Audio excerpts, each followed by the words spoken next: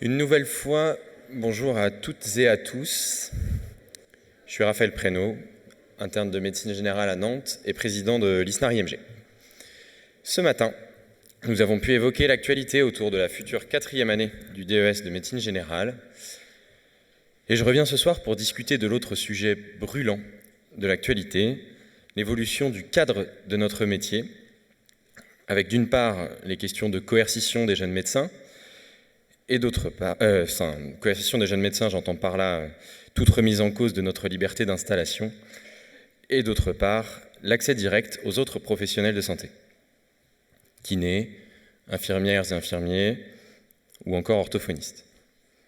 Ces sujets, ils agitent le Parlement depuis plusieurs années déjà, mais l'absence de majorité absolue à l'Assemblée nationale depuis les dernières législatives rend toutes les propositions de loi, y compris les plus fantaisistes, potentiellement adoptables. L'ISNAR-IMG doit réagir toutes les semaines à des projets de loi inattendus, et pour ce qui est de la coercition, c'est même encore plus complexe. Aucun des groupes parlementaires n'est uni sur la question. Dans chaque parti, on voit des députés pro- et anti-coercition, nous empêchant même de faire des projections sur la position de tel ou tel parti. Concernant la coercition, la perte de notre liberté d'installation, elle peut arriver sous différentes formes. Premièrement, dès nos études, en limitant certains stages à l'exercice en zone sous-dense. Deuxièmement, par voie de conventionnement sélectif, c'est-à-dire en ne remboursant que les patientes et les patients dont les médecins s'installent en zone sous-dense. Ou troisièmement, par simple interdiction de vous installer hors zone sous-dense. Que ce soit à vie ou limité dans le temps, il s'agit toujours de profiter des jeunes médecins pour pallier une situation à laquelle ils ne sont pas responsables. Ces propositions, elles remportent de plus en plus d'adhésion auprès des élus qui y voient la solution pour permettre à leurs administrés d'accéder à un médecin plus facilement. Pourtant, la coercition sera à minima inutile. Inutile parce que les médecins généralistes sont déjà les professionnels de santé les mieux répartis sur le territoire. Les derniers chiffres de la DRES, Direction de la recherche, des études, de l'évaluation et des statistiques, sortis début décembre 2022, et que vous pouvez retrouver derrière moi, le montre une nouvelle fois. C'est la dernière colonne de ce tableau qui nous intéresse. Elle compare l'accès à des consultations pour des patients qui ont, les 10% de la population qui ont le plus accès à un médecin et les 10% de la population qui en ont le moins. Plus le ratio est grand, plus les inégalités d'accès sont grandes. Vous pouvez donc voir que même les IDE, qui subissent pourtant une restriction de leur liberté d'installation, sont beaucoup moins bien répartis que les médecins généralistes. Je le répète, la coercition ne réglera pas les problématiques d'accès aux soins. Pire encore, elle pourrait même les aggraver. Car si le problème ne réside pas dans la répartition des médecins généralistes, c'est leur effectif total qui rend aujourd'hui difficile la prise en charge de toutes et tous. Nous avons, en l'espace d'une dizaine d'années, perdu quasiment 10 000 médecins généralistes, soit environ 10% de l'effectif initial. Pendant ce temps, la population française a continué à croître et à vieillir, augmentant donc la demande d'accès aux soins. Alors que notre système lui-même perd ses professionnels de premier recours. Le plus grand danger pour l'accès aux soins dans les années à venir, c'est donc de voir ce déficit numérique se creuser. Pourtant, la coercition est un danger majeur car ce sera une cause massive de non-installation en médecine de ville.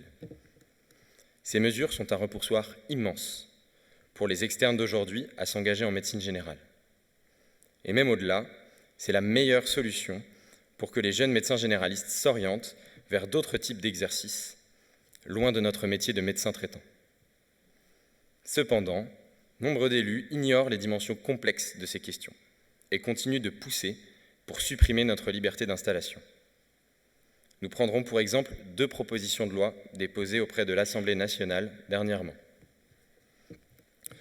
Commençons par la proposition portée par le parti Horizon, membre de la majorité présidentielle, intitulée « Proposition de loi visant à améliorer l'accès aux soins pour tous ». Son contenu, il est relativement simple.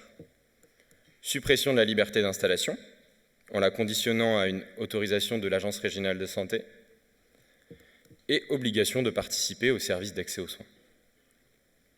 Cette proposition, elle sera étudiée à l'Assemblée début mars. Les prochaines semaines auront donc un impact décisif. Nous serons d'ailleurs auditionnés dès lundi prochain par le député qui la défend, afin de porter la voix des internes.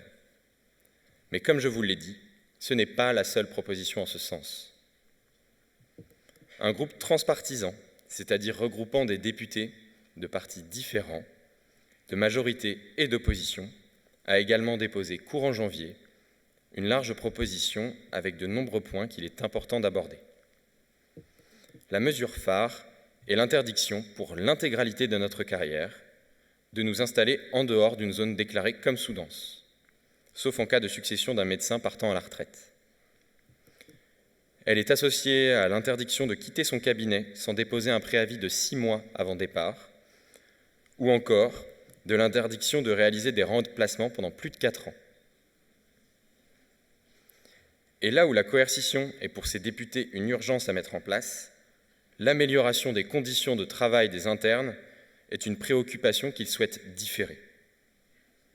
Là où de nombreuses enquêtes ont déjà montré un dépassement quasi systématique du temps de travail, ainsi que des indicateurs de santé mentale catastrophiques, le groupe transpartisan souhaite seulement demander un énième rapport. Ce texte est tout simplement inacceptable et s'inscrit dans une orientation globale vers des mesures injustes que l'on sait dans tous les cas inefficaces. De réelles solutions, il en existe pourtant. L'ISNAR-IMG a travaillé de concert avec l'ANEMF, l'Association nationale des étudiants en médecine de France, et Réagir, le regroupement autonome des généralistes jeunes installés et remplaçants, pour être force de proposition sur le sujet. La première des priorités doit être de gagner du temps médical.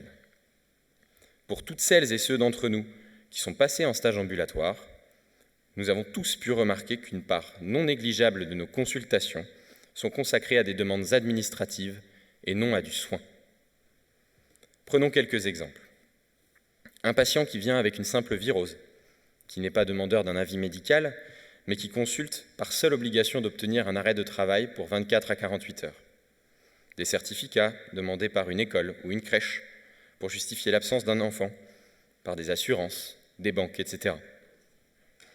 Face à cela, nous demandons à ce que, dans le cadre d'arrêts de travail de très courte durée, et donc sans indemnité journalière et donc pas de dépenses de la Sécu, les patientes et patients puissent s'auto-déclarer en arrêt de travail.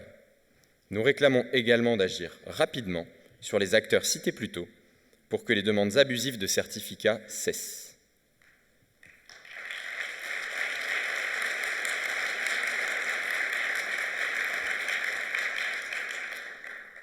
De nombreux créneaux de consultation seraient alors libérés pour des patientes et des patients qui en auraient vraiment besoin.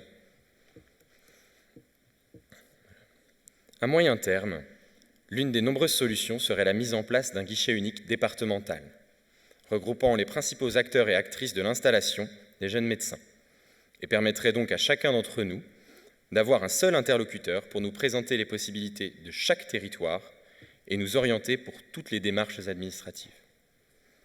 Enfin, avec un effet à plus long terme, nous demandons une amélioration des conditions d'accueil en stage en dehors de la ville universitaire, et ce, dès l'externat, avec des logements décents et des indemnités de transport réévaluées à la hausse. Le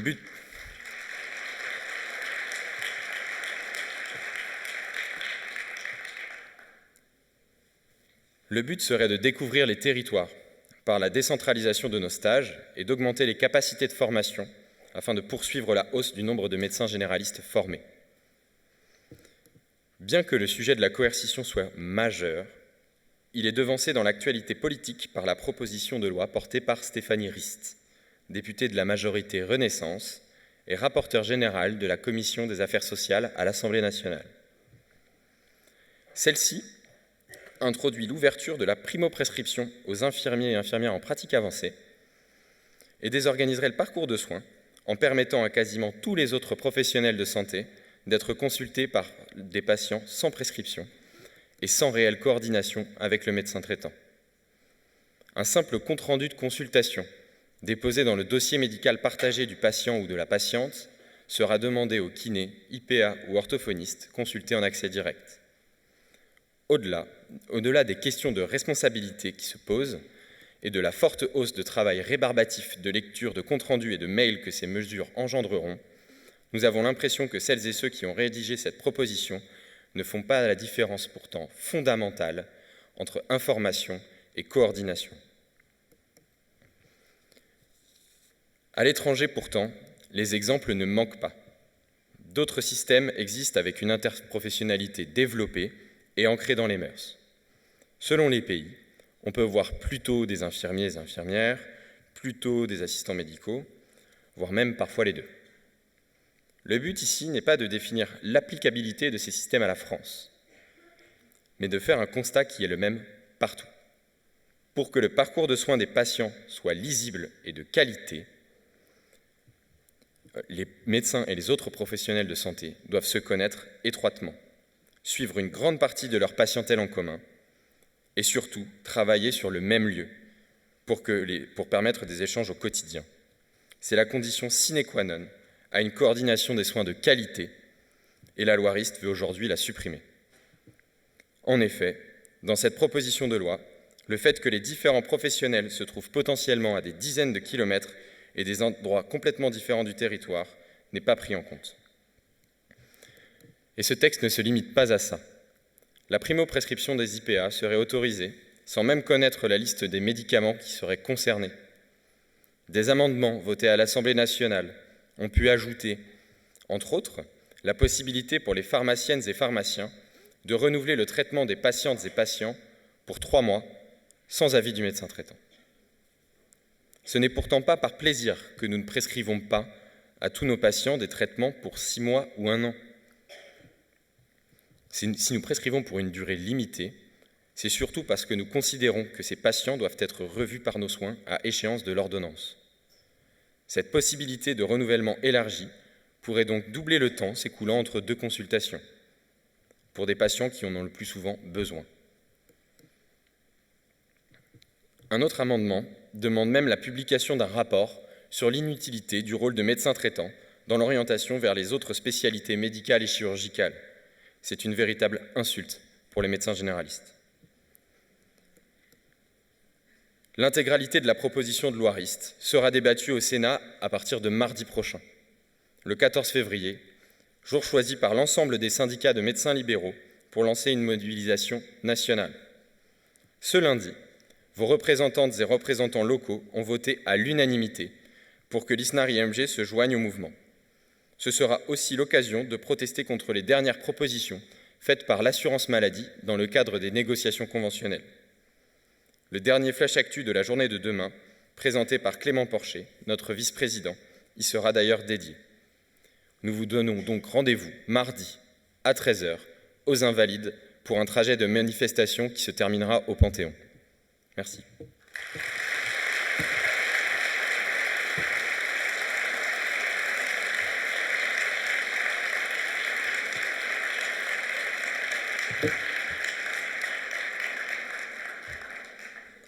La parole est maintenant à vous pour une quinzaine de minutes de questions, si vous en avez.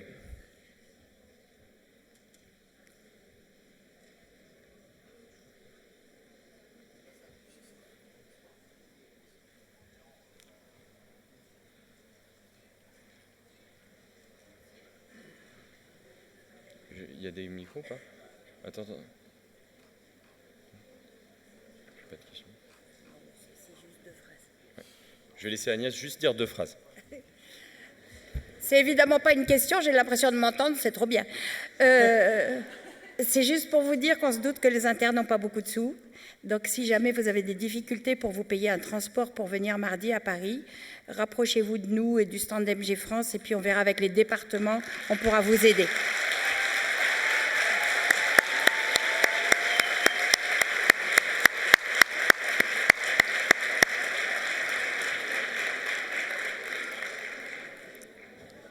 Est-ce que quelqu'un souhaite poser une question? J'en vois là-bas. Est-ce qu'il y a le micro qui passe?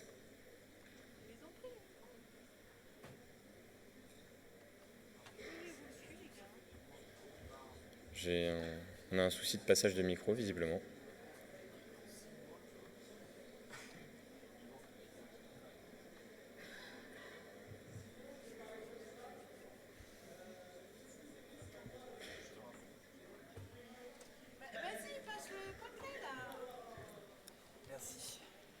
Bah, ça va être très compliqué pour moi parce que j'y étais que très parcellairement en fait. Donc j'étais intervenant avant et après, donc j'ai pas les infos.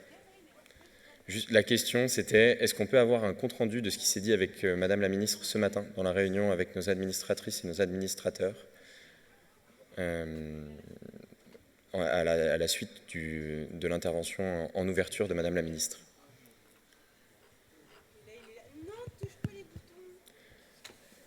Donc, je vais répéter la réponse. Hein, juste, moi, j'ai pas beaucoup d'informations. Par contre, forcément, vos administratrices et vos administrateurs, eux, étaient présents à cette réunion. Donc, je vous invite à vous rapprocher de vos syndicats locaux et de vos représentants locaux qui pourront vous faire un compte-rendu.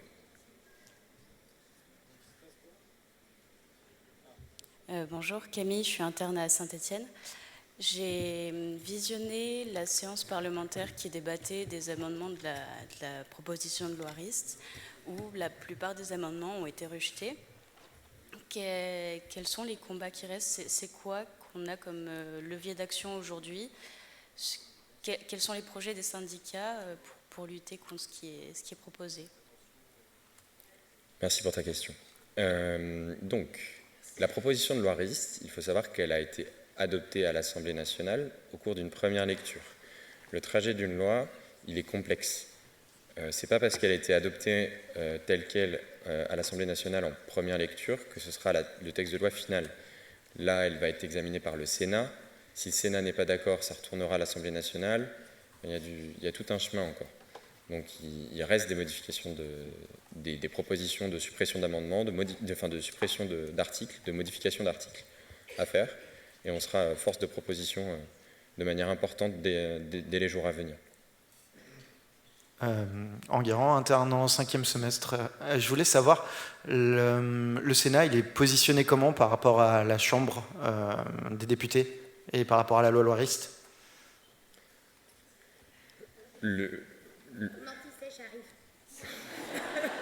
Vas-y Agnès. C'est parce qu'on a l'info d'hier, donc je pense que tu l'as pas. Donc effectivement, on a travaillé le Sénat au corps, bon, c'est spécial, mais bon. Enfin, on a fait du lobbying le mieux qu'on a pu, et donc on a déposé, en tant qu'MG France, des tas de propositions d'amendements qui ont été portées par Catherine Deroche et Corinne Imbert, qui, par exemple, font sauter la CPTS, qui est pour la coordination, donc tu garderais que MSP, centre de santé et équipe de soins primaires. Bon, c'est un exemple, mais en fait, il y en a plein. Et ils ont tous été adoptés par la commission du Sénat. Donc ça, déjà, pour nous, c'est une grande victoire. Ça limite la casse, ça n'enlève pas l'amendement. Maintenant, ça va à la commission mixte paritaire et ils vont se battre. On verra ce qui reste. Il y en a un, on a essayé d'enlever évidemment l'amendement qui cadre les négociations. On sait que celui-là, il ne sautera pas. Bon. Mais voilà, je pense qu'on va quand même arriver à limiter la casse. Je n'ai pas la réponse totale, mais à ce stade-là, depuis hier soir, on sait au moins que le Sénat est porteur de nos propositions d'amendement.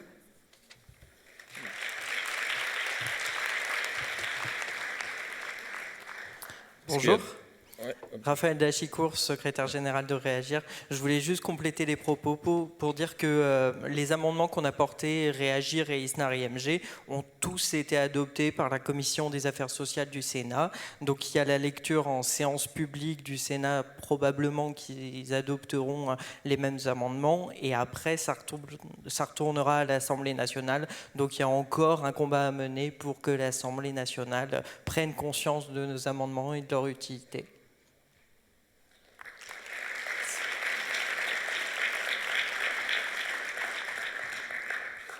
Bonjour Emmanuel, interne à Lyon. Je voulais surtout m'adresser à la présidente d'MG France.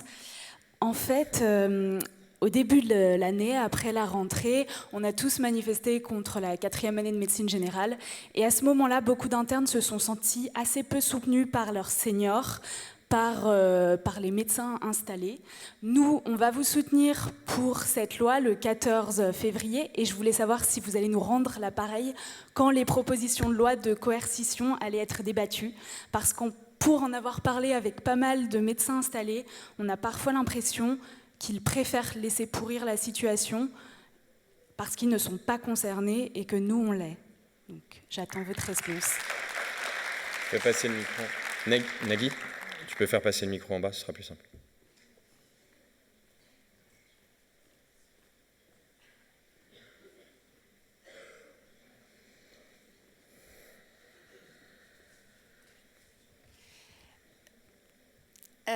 D'abord, tu penses qu'on n'est pas concerné, mais vous, c'est nous.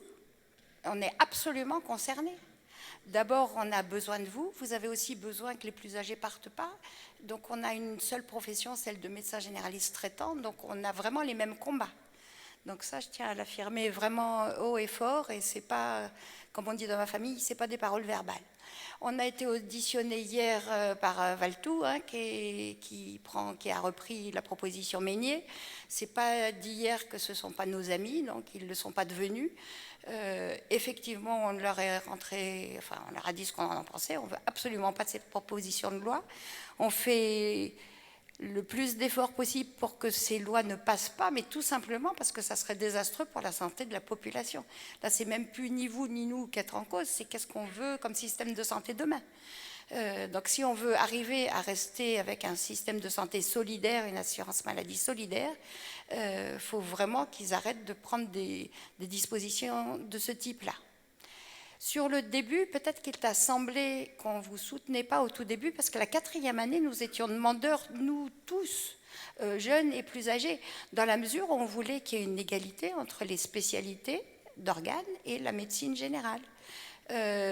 Sauf qu'il y a eu une utilisation politique de cette 4e année et qu'elle a été annoncée sans mettre de contenu, sans mettre les conditions de faisabilité, sans rien du tout.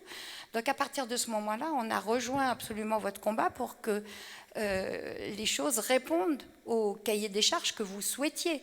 Parce qu'évidemment, pour le coup... Je me permets juste d'intervenir. La 4e année, les internes ne l'ont jamais demandé. On leur a imposé en 2017 via la réforme du 3e cycle. Et ce n'est pas l'ISNAR-IMG qui a souhaité une 4e année ou les internes de médecine générale de manière plus importante. Je pense que c'est important à le dire. Donc, excuse-moi pour cette approximation. En tout cas, un des combats de MG France, pas depuis hier, depuis très longtemps, c'est la reconnaissance de la spécialité. Donc ça vous paraît peut-être évident aujourd'hui, ça ne l'était absolument pas, ne serait-ce qu'il y a 10 ans, hein, pas du tout. Donc c'est dans cette mesure-là que ça nous semblait un combat à mener pour que ce soit une spécialité exactement comme une autre. Voilà. Mais par contre, il était hors de question pour nous d'accepter que la mise en place de cette 4e année se fasse dans des conditions qui ne vous convenaient pas et qui ne nous convenaient pas non plus. Il faut pouvoir accueillir les gens dans des bonnes conditions, il faut qu'il y ait un contenu pédagogique, enfin tout ce que vous connaissez par cœur. Donc là, on vous a rejoint très vite, et je pense que là, tu peux en attester, Raphaël.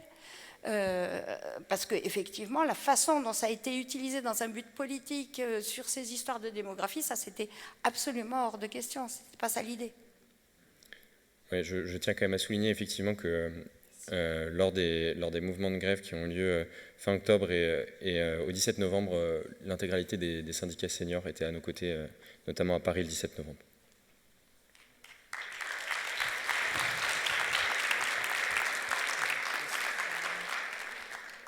Sur ce, on va clôturer je donne rendez-vous à ceux qui ont un ticket de gala dans 1 heure à peu près au Palais de la Bourse à Lyon pour le fameux gala de l'ISNAR IMG qui se déroulera au Palais de la Bourse, lieu emblématique. Bonne soirée.